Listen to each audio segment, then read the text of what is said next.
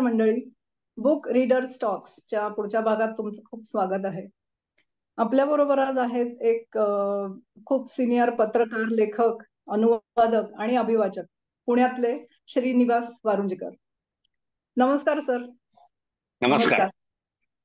स्वागत आहे तुमचं शो मध्ये. धन्यवाद. तुमची वाचनाची आवड कशी सुरू झाली ते सांगा ना. माझी वाचनाची आवड तसं म्हणायला गेलं तर शाळेच्या जीवनापासून आहे. आणि शाळेमध्ये मी सर्वाधिक कुठं सापडायचो ते चुकला फकीर मस्जिद प्रमाणे मी लायब्ररीमध्ये सापडायचो. पूर्वी शाळांच्या लायब्रऱ्या खूप सज्ज नसायच्या, पण मी हट्ट करून काही पुस्तकं मागवायला लावायचो. उदाहरणार्थ मृत्युंजय वगैरे अशी. आणि शाळेचं ग्रंथालय हे माझ्यासाठी दुसरं घरच होतं. त्याच्यानंतर मी सायन्स कॉलेजला आलो, पण सायन्स कॉलेज असून सुद्धा आम्ही तिथं साहित्यिक भित्तीपत्रक चालवत होतो, चैतन्य नावाचा. त्याचा मी संपादक होतो. आणि सायन्स कॉलेजच्या लायब्ररीमध्ये सुद्धा मी मराठी आणि इंग्लिश लिटरेचरवरची पुस्तकं ही मागवलेली होती. तुम्हाला असा एखादा विशिष्ट क्षण किंवा एखादं पुस्तक आठवतं का की तिथून सुरू झाली आवड किंवा ते आपल्या असं कायम लक्षात असतं? हो, सगळ्यात महत्वाचं मला सांगायला आवडेल की 10वीची परीक्षा संपल्यानंतर मॅक्झिम गॉर्कीचं मदर नावाचं पुस्तक मी वाचलं होतं. आणि मदरचं मी पूर्ण इंग्लिश एडिशन त्यावेळेला पहिल्यांदा वाचली. आणि पूर्ण त्या 2 महिन्याच्या सुट्टीच्या काळात मॅक्झिम गॉर्कीचं मदर आणि फॉलोड बाय तेच मराठी मधलं पुस्तक मी वाचलं. मग इंग्लिश आणि मराठी मदर मध्ये काय फरक आहे त्या सगळ्या याच्यामध्ये, मग तिथपासून माझी वाचनाची आवड ही जास्त प्रमाणात पुढे गेली. आणि त्याच्या आधीच सांगायचं म्हटलं तर साधारण 76-77च्या दरम्यान माझ्या वडिलांनी मृत्युंजय ही कादंबरी घरात आणली होती. त्यावेळची मृत्युंजयची किंमत 15 रुपये होती. अख्खं पुस्तक. आज ते 500 रुपयाच्या खाली मिळत नव्हतं. आणि मी ज्या वेळेला माझ्या मुलीला मृत्युंजय दिलं त्यावेळेला ते 400-450 रुपयाला होतं. म्हणजे वडिलांनी जो मृत्युंजयचा वारसा माझ्याकडे दिला तो मी मुलीकडे ट्रान्सफर केला. असा तो एक चांगला योग होता. खूपच छान. पुस्तकं तुमच्या आयुष्यात कोणती भूमिका बजावतात? सगळ्यात महत्वाचं नॉलेज या अर्थानं की अनेक रेफरन्सेस आपल्याला मिळत जातात. आणि त्या रेफरन्सेस मधून आपलं जगणं हे समृद्ध होत जातं. विरंगुळ्यासाठी किंवा एंटरटेनमेंटसाठी मी फार पुस्तकं वाचत नाही. माझा वाचनाचा चॉईस जो आहे तो थोडा वेगळ्या पद्धतीचा आहे. ग्रेस जी.ए. कुलकर्णी किंवा रॉबर्ट फ्रॉस्ट असेल, जॉन किट्स असेल असे, किंवा जर्मन कवी रायनर मारिया रिल्के असेल, गालिब असेल, हा सगळा जो वेगळा क्लास आहे, जो साहित्यात ज्यांनी वेगळी वाट चोखाळली आहे, अशा लोकांचं साहित्य मी जास्त करून वाचलंय. ते आवडतं आणि ते मी संग्रहित ठेवून असतो. त्यात बासी मर्ढेकर सुद्धा आले, केशव सुद्धा आले. असं सगळं ते माझ्याकडं वेगळ्या विषयावरचं वाचन ते माझ्याकडं महत्वाचं आहे. अरे वा. मग आज तुम्ही कोणता ऑथर किंवा लेखक किंवा कवी निवडलाय बोलण्यासाठी? आपण कवी ग्रेस यांच्याविषयी बोलणार आहोत. आणि कवी ग्रेस म्हणजे माणिक गोडघाटे, नागपूर मधले मराठीचे प्राध्यापक आणि मराठी मधले एक अत्यंत वेगळ्या वाटेने जाणारे कवी म्हणून ग्रेसना आपण ओळखतो. आणि त्यांच्या साहित्याचा म्हणजे कविता आणि ललित निबंध एवढे 2च प्रकारांमध्ये त्यांनी लिहिलं. पण ते जे काही लिहिलं ते कमीत कमी अजून 100-200 वर्ष हे मराठीमध्ये टिकून राहील आणि त्यावर काम होत राहील अशा पद्धतीचं त्यांचं ते लेखन आहे असं मला वाटतं. ग्रेस यांचं वाचन करताना तुम्हाला सगळ्यात काय आवडलं? सगळ्यात मला जे आवडलं ते म्हणजे त्यांची भाषा शैली, त्यांच्या कवितांमध्ये वापरल्या गेलेल्या प्रतिमा, त्यामध्ये वापरली गेलेली प्रतीक, आणि जे आपण रुटीन लाईफ जगत असतो त्या लाईफ पेक्षा अत्यंत वेगळ्या विश्वामध्ये घेऊन जाणारी म्हणून ग्रेसची कविता आपण ओळखतो. म्हणजे साधारण सांगायचं झालं तर 1967 साली पॉप्युलर प्रकाशनच्या नवे कवी नवी कविता अशी एक मालिका त्यांनी केलेली होती.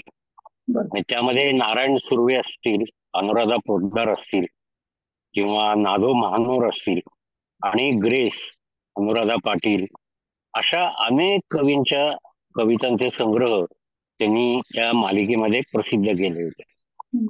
तर त्यामधले अनेक कवी हे दिग्गज झाले नंतर, त्यावेळेला त्यांची ओळख फार नव्हती, पण त्या कवितेच्या परंपरेमध्ये आपली वेगळी वाट म्हणून ग्रेसने संध्याकाळच्या कविताद्वारे पदार्पण केलं मराठी साहित्यामध्ये.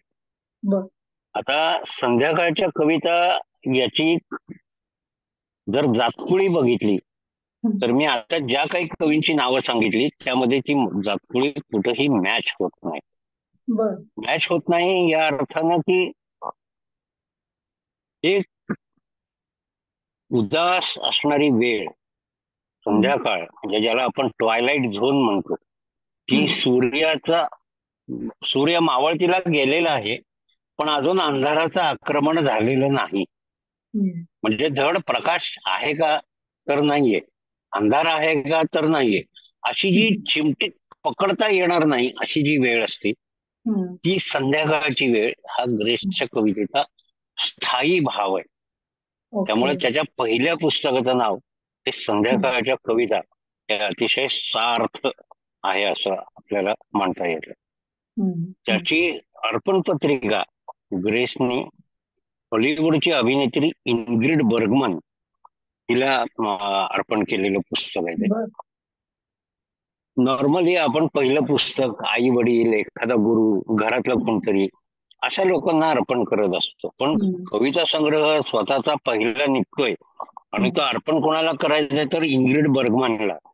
म्हणजे त्याचा किस्सा पण इतका सुंदर आहे की पॉप्युलर प्रकाशनचे रामदास भटकळ हे लंडनला गेलेले होते आणि ग्रेसने त्यांना सांगितलं होतं तुम्ही जर लंडनला जात असाल तर इनग्रिड बर्गमनची सही माझ्यासाठी घेऊन या.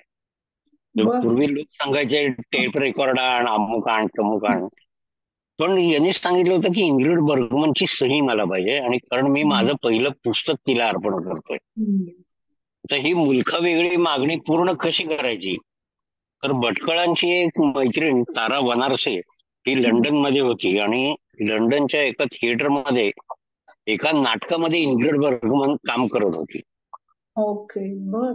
त्या नाटकाच्या शो साठी या दोघांनी तिकीट काढली आणि शो मॅनेजरना सांगितलं की इंटरव्हलला आम्हाला 5 मिनिटं इनग्रिड बर्गमनला भेटायचं.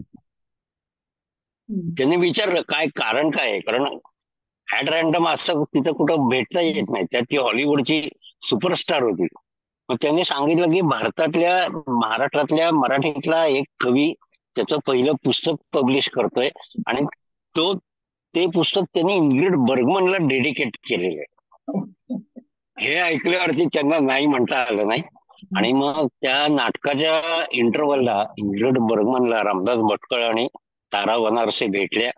त्यांनी इनग्रिडनी सही पण दिली ग्रेससाठी आणि ती सही घेऊन हे मुंबईमध्ये आले आणि त्यांनी ग्रेसला कळवलं की बाबा रे तुझं काम झालेलं आहे आणि ते सगळं पुस्तक निघालं. म्हणजे हे आपण हे इमॅजिन पण करू शकत नाही की आज जर मी म्हणलं मला जुलिया रॉबर्ट्सला पुस्तक डेडिकेट करायचंय आणि तिला भेटायचंय तर ते किती अवघड असू शकतं. हे तर 67 सालची गोष्ट आहे.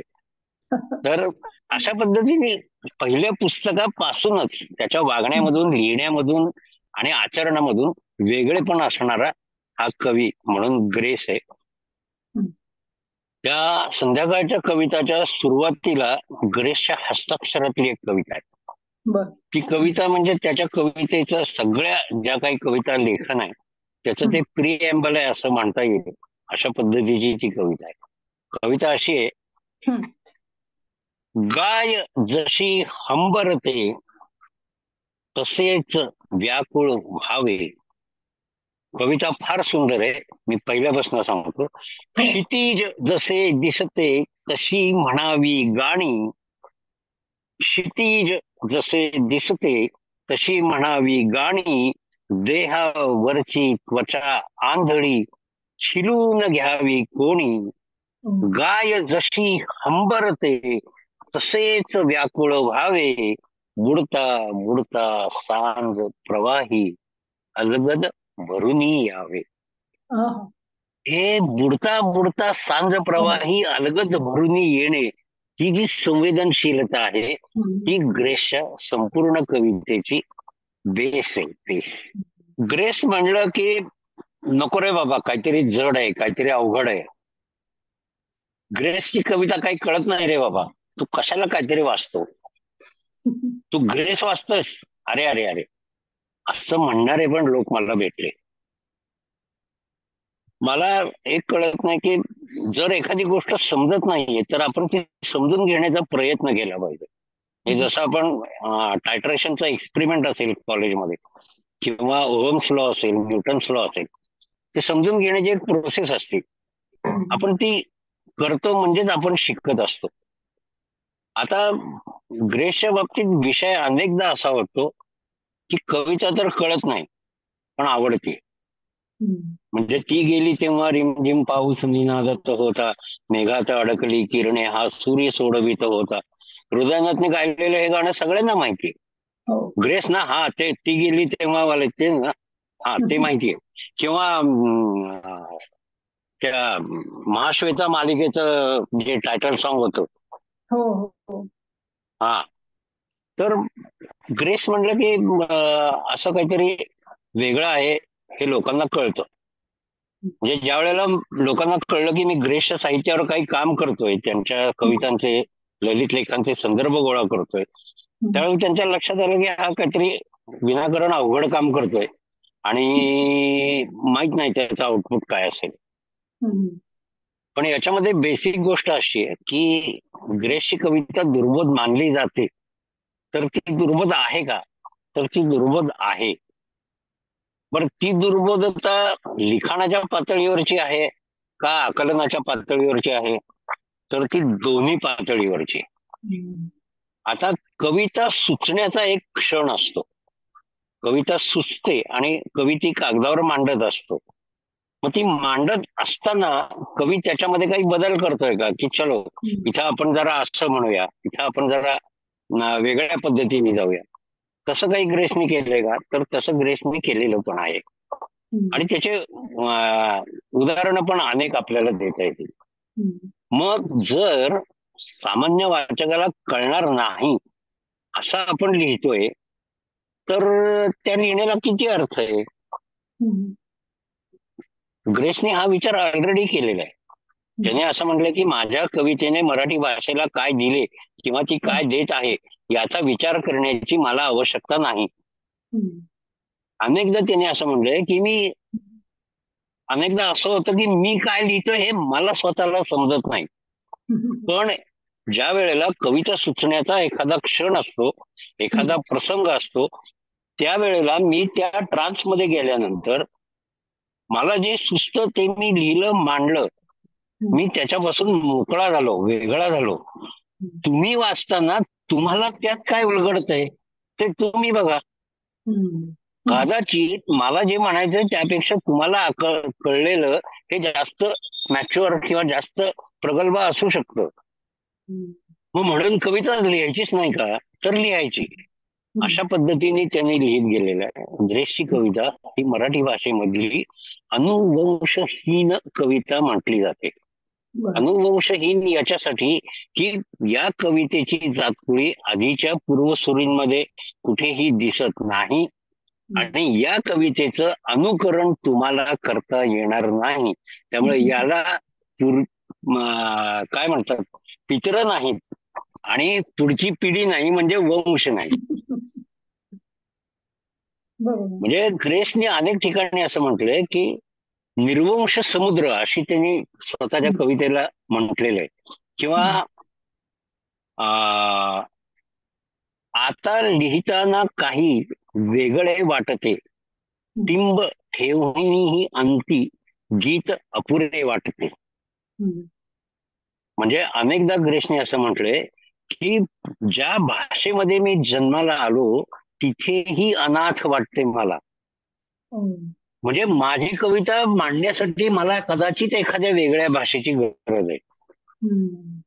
ज्या भाषेत मी जन्माला आलो तिथेही अनाथ वाटते मला. असं जर असेल तर ग्रेसचं दुःख म्हणजे एक्सप्रेशन आपल्याला जे म्हणायचंय ते मांडता येत नाही, तिथं भाषा कमी वाटतेय. कदाचित एखादी भाषा मला घडवायला लागेल की काय, ह्या पद्धतीची अस्वस्थता कायम घेऊन जगलेला हा माणूस आहे. म्हणजे ग्रेसला एखादी कविता लिहिताना किंवा कविता लिहिण्यासाठी विषय निवडताना किती त्याच्या जीवाची घालमेल झाली असेल हे आपल्याला समजू शकतं. मी खूप पूर्वी साप्ताहिक विवेकसाठी ग्रेसच्या कवितेविषयी लेख लिहिला होता. त्यावेळेला ग्रेसना विदर्भ साहित्य संघाचा पहिला जीवन गौरव पुरस्कार मिळाला आणि त्यानिमित्त ग्रेसच्या कवितेचा वेध घेणारा लेख मी साप्ताहिक विवेकला लिहिला. तो प्रसिद्ध झाला, त्याच्यावर लोकांच्या पसंतीचे पत्र आली, फोन आले आणि त्या लेखाची प्रत मी ग्रेसना पाठवली की तुमच्या कवितेवरती लिहिलंय काय, उणं दुणं असेल तर बघा. त्यानंतर त्यांचं साधारणपणे 3 महिन्यांनी मला उत्तर आलं. त्या पत्रात मी एक असं लिहिलं होतं की एखादी कविता तुम्ही जर नवीन लिहिली असेल तर ती पत्रासोबत पाठवा, ती वाचायला आवडेल. आता ग्रेस हा अतिशय लोकविलक्षण माणूस, म्हणजे तो इतका अनप्रेडिक्टेबल होता की समजा मी वर्षभर पत्र लिहितोय तर त्याचं कदाचित एकही उत्तर येणार नाही, किंवा माझं पहिलं पत्र मिळालं ते त्याने वाचलं तर तो कदाचित दुसऱ्या दिवशी माझ्या दारात पण येऊन उभा राहील. अशा पद्धतीचा तो माणूस होता.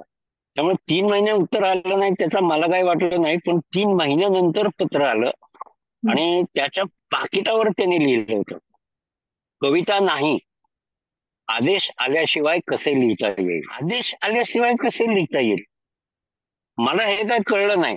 मग मी ग्रेसचं माझ्याकडे असलेले संदर्भ चाळून बघितले. साप्ताहिक सकाळला ग्रेसच्या ते दर आठवड्याला एका साहित्यिक किंवा एका नामांकिताचं आसामी नावाचं बायोग्राफ छापायचे की आवडता लेखक, आवडतं पुस्तक, आवडतं पर्यटन केंद्र, पहिलं पुस्तक, अमुक तमुक, आवडतं गाणं, असं बरंच त्याच्यामध्ये काय काय असायचं. आणि त्याच्यामध्ये एक प्रश्न असा होता की जीवनविषयक तत्वज्ञान, तुमचं जीवनविषयक तत्वज्ञान काय आहे की मी कधी आयुष्यात कॉम्प्रोमाइज करणार नाही, मी अमुक कारण वॉट एव्हर जे काही तुमची प्रिन्सिपल फिलॉसॉफी असेल ती तिथे एका ओळीत लिहायची होती. ग्रेसने त्या ठिकाणी लिहिलं होतं, कविता संभवाच्या आदेशाची वाट पाहत जीवन प्रवाहात तरंगत जाणे. म्हणजे मी विचारलं ग्रेसना, हे आदेश कोण देतं? खरी वैखरी म्हणजे वाणी.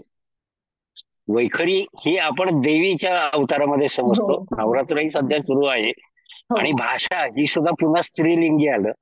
आणि जोपर्यंत वैखरीचा आदेश येत नाही, वैष्णवीचा आदेश येत नाही, तोपर्यंत मी कविता लिहित नाही. मी 6 महिने एकही ओळ खरडत नाही, पण कदाचित एखाद्या रात्री मी 40 कविताही लिहू शकतो.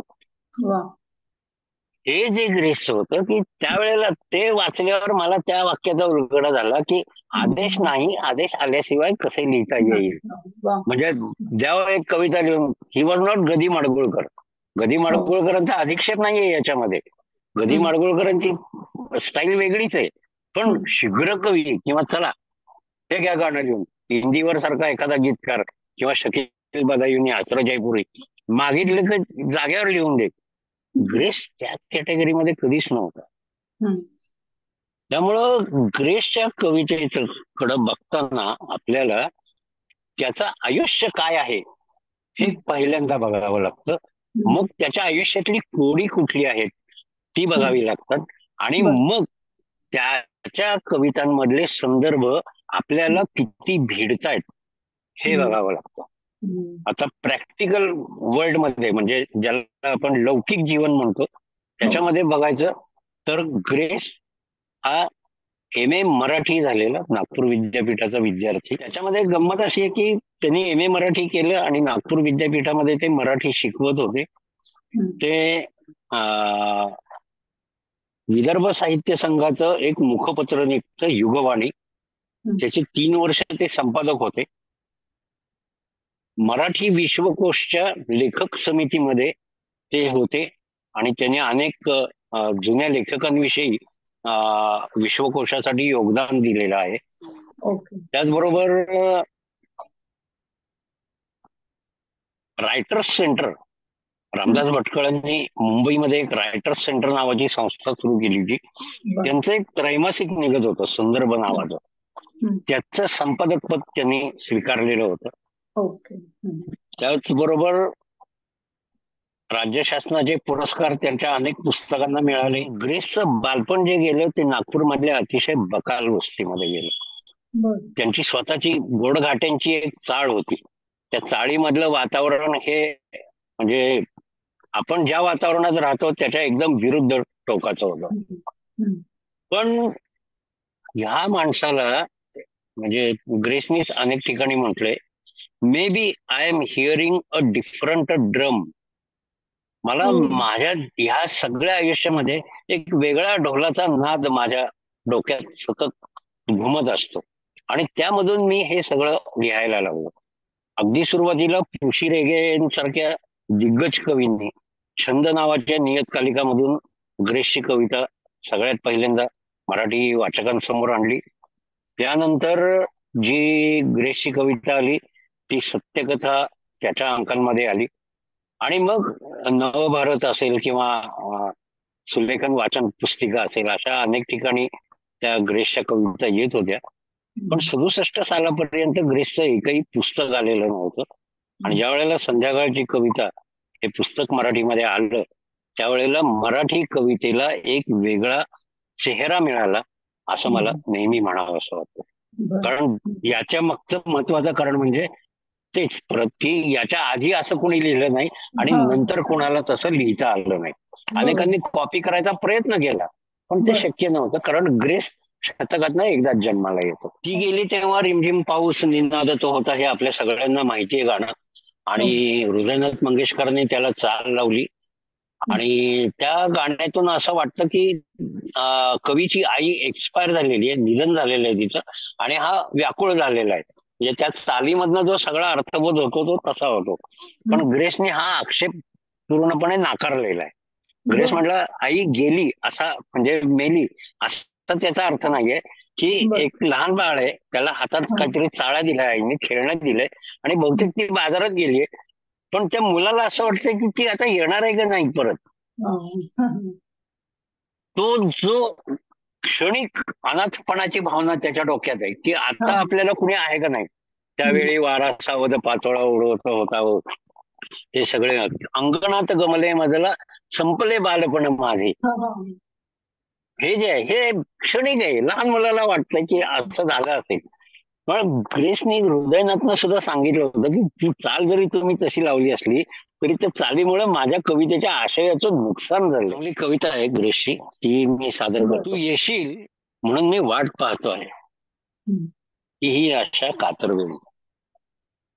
उदाच्या नाद लहरी सारख्या संधी प्रकाशात माझी सर्व कंपने अशा ओंजळीत जमा होतात. अशा वेळी वाटेकडे पाहणे, सर्व आयुष्य पाठीशी बांधून एका सूक्ष्म लकेरीत तरंगत जाणे. जसे काळोखातही ऐकू यावे दूरच्या झऱ्याचे वाहणे. मी पाहतो झाडांकडे, पहाडांकडे, तू येशील म्हणून अज्ञाताच्या पारावरती एक नसलेली पणती लावून देतो आणि आई नसलेल्या पोरासारखे हे माझे शहाणे डोळे हलके सोडून देतो नदीच्या प्रवाहात. म्हणजे याच्यामध्ये संध्याकाळ आली, उदाच्या नाद लहरींसारखं आलं, अज्ञात झऱ्याचं गाणं, पारावर नसलेली पणती लावून देणं म्हणजे उजेड नाहीच आहे आणि आई नसलेल्या पोरासारखे शहाणे डोळे नदीच्या प्रवाहात सोडून देणार. हे पण नदीत गंगेमध्ये आपण दिवे सोडतो तसं की डोळे हे नदीच्या प्रवाहात ते दीप म्हणून सोडून देणं हे अंगावर काटा येतो. आता काय हो, खरंच आहे. आपण ही कविता वाचतो आणि समजून घ्यायचा प्रयत्न करायला लागतो, त्यावेळेला आपल्याला हे सगळे संदर्भ माहिती असावे लागतात की हम्म. अज्ञात जरायावरती हे झाडाचं वाहन हे ऐकू येणं. मी मागाशी जसं म्हणलं, I may be hearing a different drum, हे किंवा आई नसलेल्या पुरासारखे शहाणे डोळे, त्याला अनाथ शब्द वापरता आला असता, हो पण आई नसलेल्या पोरासारखे शहाणे डोळे म्हणजे त्या अनाथपणातून त्या मुलाला आलेलं शहाणपण. शांत. आणि तरी त्याची प्रतीक्षा संपत नाहीये, तो वाटच बघतोय की ही कधी येणार आहे किंवा येणार आहे की नाही. जे ती गेली तेव्हा रिमझिम मध्ये आहे. हा तसं बरोबर. हा ती हे प्रतीक्षाच आहे, म्हणजे काय म्हणायचं त्याला. अजून एक छोटी कविता आहे त्याची. ही हो. कविता सुद्धा शापच आहे मला संगमरवरात स्वप्न दडवून ठेवण्यात. हा शाप कुणी दिला ग्रेसला माहिती नाही, तो वैखरीने दिला असावा. संगमरवर हा किती हार्ड सबस्टन्स आहे आपल्याला माहिती. आणि संगमरवरामध्ये काय लपवून ठेवायचंय तर स्वप्न, जी किती सेन्सिटिव्ह आहे, जी हाताला लागत नाही. पारा जसा असतो मर्क्युरी, तसं लाईक दॅट. शापच आहे मला संगमरवरात स्वप्न लपवून ठेवण्याचा. पांडुरंगाच्या चरणाला प्रक्षालन करणारी चंद्रभागा मी पाहिली नाही. आत्मसंवादाची हीच प्रचिती आली माऊलीच्या उरावर पाय ठेवताना. इथं माऊली म्हणजे भाषा. शापच आहे मला संगमरवरात स्वप्न लपवून ठेवण्याचा. प्राणांचे मोल देऊन मुक्ती विकत घेत असतो मी देहूच्या बाजारात अभंग विकणाऱ्या तुकारामाप्रमाणे. शापच आहे मला संगमरवरात स्वप्न लपवून ठेवण्याचा.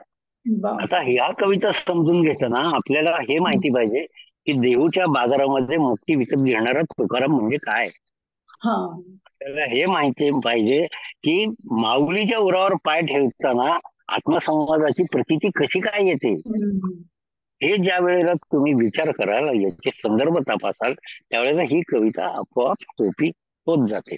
सगळ्यात महत्वाचा आक्षेप जो घेतला जातो की कविता दुर्बोध आहे, कविता कळत नाही, ते तर कॉमनच आहे. पण ग्रेसनी कवी इतकाच सन्मान त्याच्या वाचकांना दिलेला. ओके.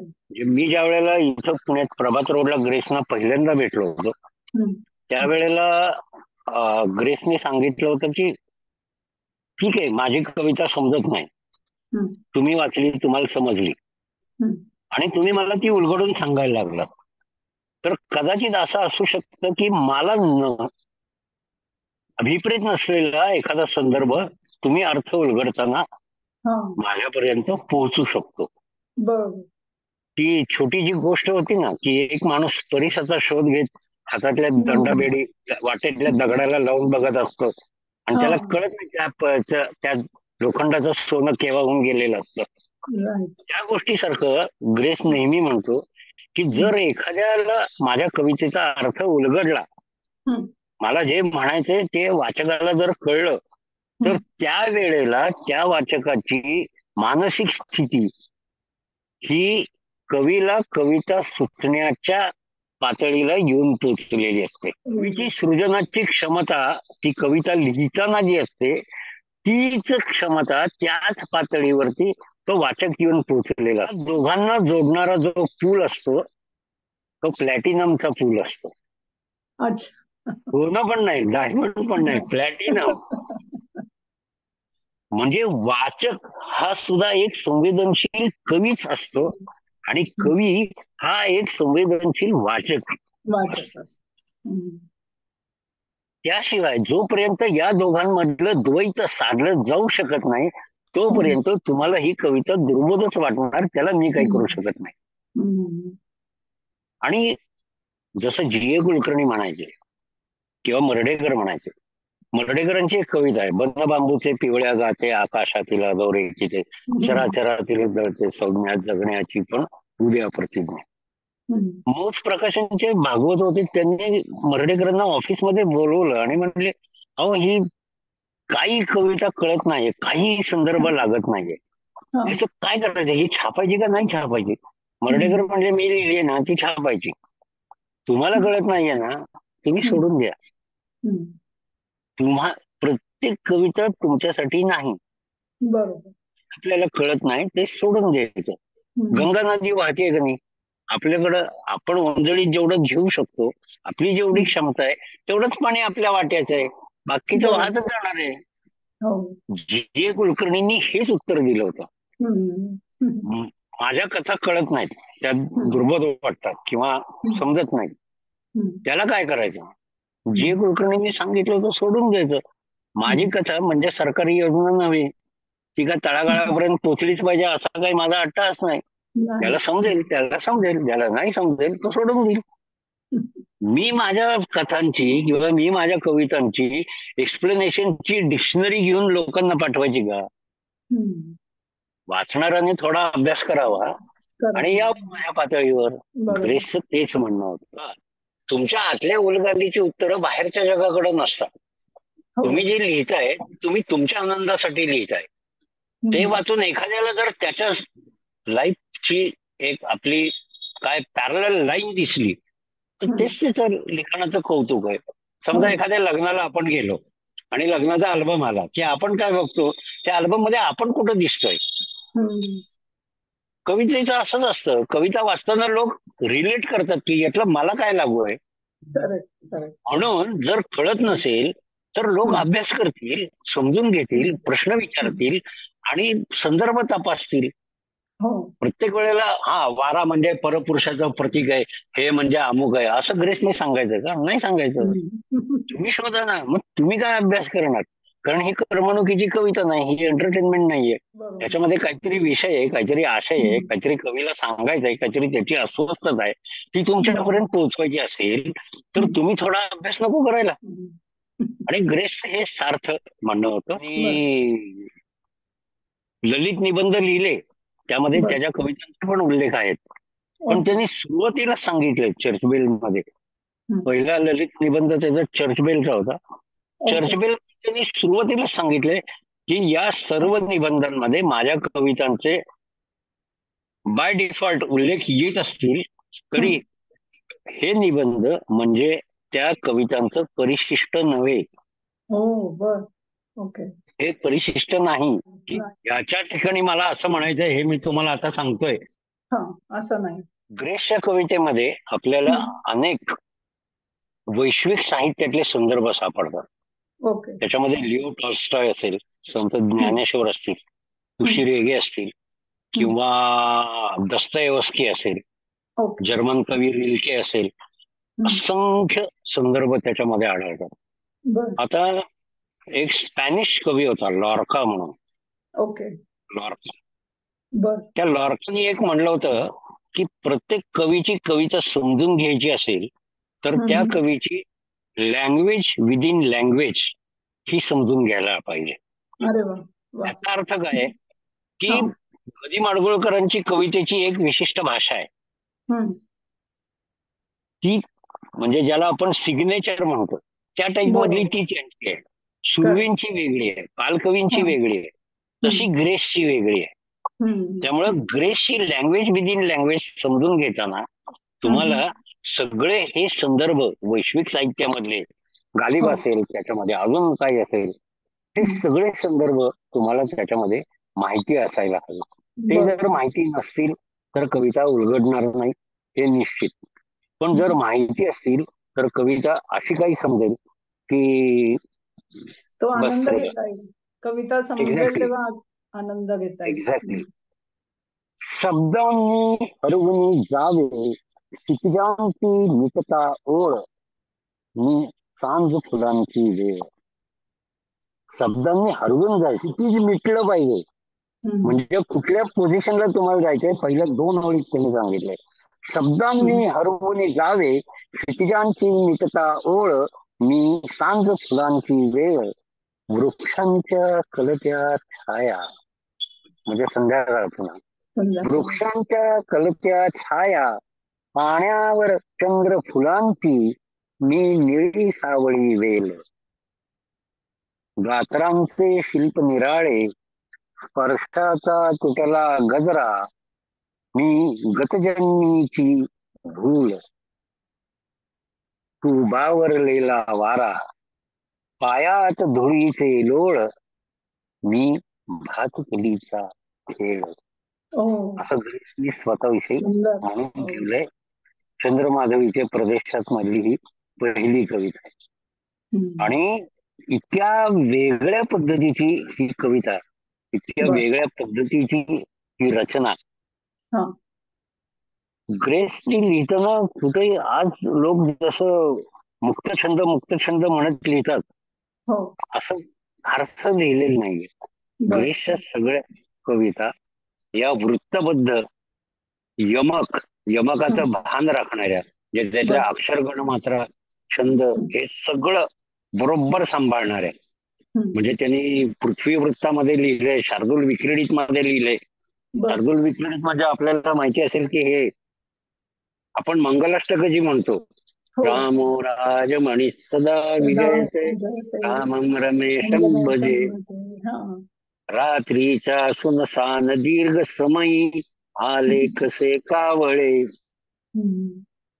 ग्रेसची कविता समजून घेताना हा एक महत्वाचा डायमेन्शन आहे, हे लोक विसरतात. हा डायमेन्शन असा आहे की त्यांनी ज्या वृत्तात ती कविता लिहिली आहे त्या वृत्तामध्ये तुम्ही ती वाचा, म्हणजे कुठल्या शब्दाचं कोऑर्डिनेशन कुठल्या शब्दाचे आहे हे तुम्हाला आपोआप कळेल. हृदयनाथांनी किंवा सलील कुलकर्णींनी किंवा अनेकांनी म्हणलंय की संगीताच्या अतिशय जवळ जाणारी कविता म्हणून ग्रेसची कविता आपण म्हणतो. आणि ते यासाठी की ग्रेसची कविता ही वृत्तबद्ध आहे. मुक्तछंद त्यांनी लिहिलेला आहे पण तो त्या मानाने कमी आहे.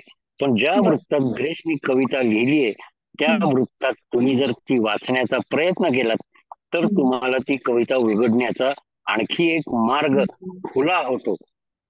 हे यासाठी की परत मगाशी मी म्हणलं तसं हे वृत्त समजून घ्यायचे असतील तर परत तुम्हाला थोडं मागे जाऊन चौथीचं व्याकरणाचं पुस्तक उघडावं, ते आपण करायला तयार नसतो. मग आपण म्हणतो अरे हे काय लिहिलंय कावळे काय नाही काय. त्यावेळेला एवढं सगळं करूनही कविता उलगडत नाही. त्यावेळेला लोक मग कवीच्या लाईफ स्केच कडे जातात, चरित्रात्मक समीक्षा ज्याला म्हणतो आपण, की याच्या आयुष्यात असं काही घडलंय का की ते त्यामुळे हा असं काहीतरी कोड्यातलं लिहितोय किंवा दुर्बोध लिहितोय. पण ग्रेस असा होता की तो या वर्तुळामध्ये कुणालाच फिरकून देत नव्हता. त्यामुळं तो दरवाजा आपोआप बंद होता. त्याने एका कवितेत फार छान म्हटलेलं, ती कविता मी सांगतो. सतीच्या शब्दांना कुठून धरता शोक असले, मुक्या अंधाराशी विणत बसता दुःख कसले, इथे दारामध्ये कबीर निजला आज थकुनी, जसे उद्भासाचे गगन धरते मन, धुक्याने वेढावी करुण नगरी खोल बुडता, जसे नेण्यासाठी स्वजन जमती प्राण उडता, उभ्या झाडांनी का म्हणून धरली वाट हळवी, मला माझ्या हाती धरुनी सखये मीच मळवी. सतीच्या शब्दांनो नयन उघडा रंग मिटले, चरित्राचे आज माझ्या हसून मिटवा ग्रंथ सगळे. चरित्राचे माझ्या आज मिटवा हसून ग्रंथ सगळे. माझ्या लाईफ मध्ये डोकवू नका, माझ्या चरित्राकडे बघू नका. मी जे मांडलंय ते मधून तुम्हाला मी काय दिसतोय ते तुम्ही बघा, त्याकडे कॉन्सन्ट्रेट करा.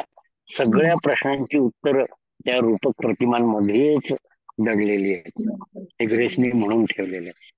आणि हे सगळं ज्या वेळेला आपण बघतो त्याचा डायमेन्शन बघतो की चंद्रमाधवीचे प्रदेश, सांध्य पर्वातील वैष्णवी असेल, मृगजळाचे बांधकाम असेल किंवा संध्याकाळच्या कविता असेल, या सगळ्या पुस्तकांमध्ये मी कायम लोकांना एक सांगतो, एक एक कविता वेगळी घेऊन तुम्हाला त्याचा अर्थ काढता येणार नाही. ही समग्र कविता जी आहे त्यांनी ज्या काही 700-800-1000 कविता लिहिल्या त्या सगळ्या कविता मिळून एकच कविता आहे असं समजून तुम्ही त्यातले संदर्भ हे तपासत जायला हवं. सर्वसामान्य माणसांना या अशा अवघड कवितेकडे आणण्यासाठी कधी कधी हा सिनेमा किंवा याचा भाग भावगीतांचा हा येतो अपरिहार्यपणे, पण ती त्याची गरज नाहीये. आता निवडुंग सिनेमामध्ये सुद्धा घर थकलेले संन्यासी वगैरे ही सगळी ग्रेसचीच गाणी आहेत. हो पण त्या सगळ्याच्या पलीकडं ग्रेस म्हणजे काय म्हणतो, ती सगळी गाणी म्हणजे टिप ऑफ आयसबर्ग आहे. हो त्याच्यापेक्षा ग्रेस हा खूप विशाल आणि खूप आशय संपन्न असलेला हा कवी आहे. आणि ग्रेसला समजून घेताना आपल्याला या सगळ्या संदर्भांवरती काम करावं लागतं, भेटावं लागतं, बोलावं लागतं, संदर्भ तपासावे लागतात. त्याशिवाय ग्रेस कळत नाही.